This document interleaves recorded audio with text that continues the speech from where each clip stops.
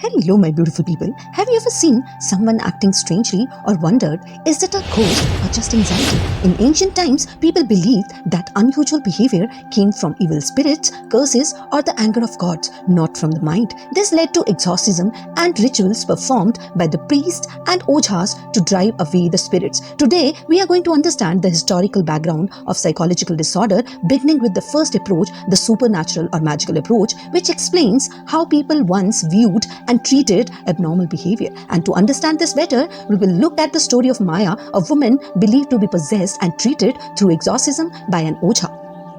Now, here is the story. In a small village nestled in the hills of India lived Maya, a kind-hearted woman known for her gentle nature. One day, Maya began to behave strangely. She would talk to the invisible people, scream at the empty walls, and sometimes wander at night as if following voices only she could hear. Her family grew worried, unable to understand what was happening. The villagers whispered that she has been possessed by an evil spirit. Desperate for help, Maya's family called upon Pandit Raghav, the local ojha, known for his skills in exorcism. The ojha arrived with sacred threads, holy chants, and a bundle of herbs. For 3 days and nights, the ojha performed the rituals of exorcism. He sprinkled holy water around the house, chanted mantras loudly, and made Maya hold burning incense while reciting the prayers. At times, Maya would thrash violently, shout in unknown languages, and collapse on the floor. The villager watched nervously and convinced that a spirit had indeed taken her over.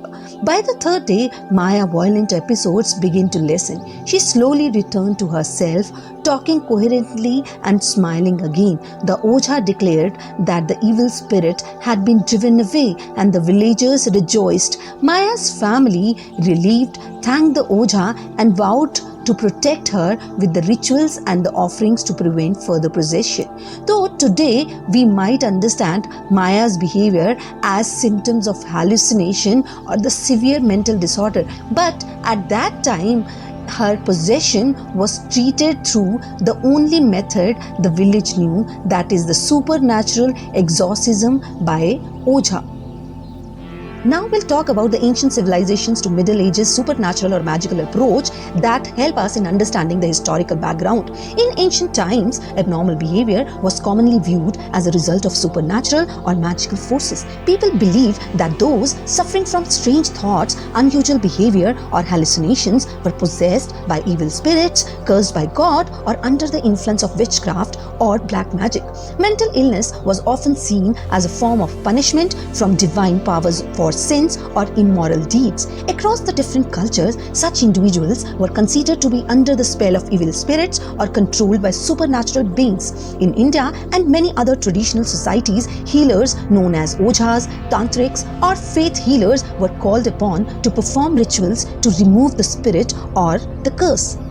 And now we'll talk about the treatment methods that were used by ojhas and tantrics. So religious rituals or prayers were conducted to please the gods or drive away the spirits. Exorcism was the common practice involving chanting, burning herbs, or performing symbolic acts to expel the evil spirits. Ojhas or traditional healers performed tantric rituals, charms, and offerings to cure the person, and in more extreme cases, people were subjected to even beating, starvation, or isolation to force the spirit to leave the body.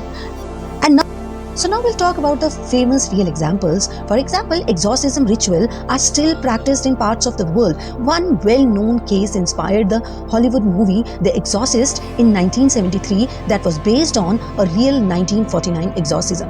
And in another example, in ancient Indian tradition, people showing abnormal behavior were often taken to the temples or shrines where priests or ojhas performed rituals to remove the evil influence.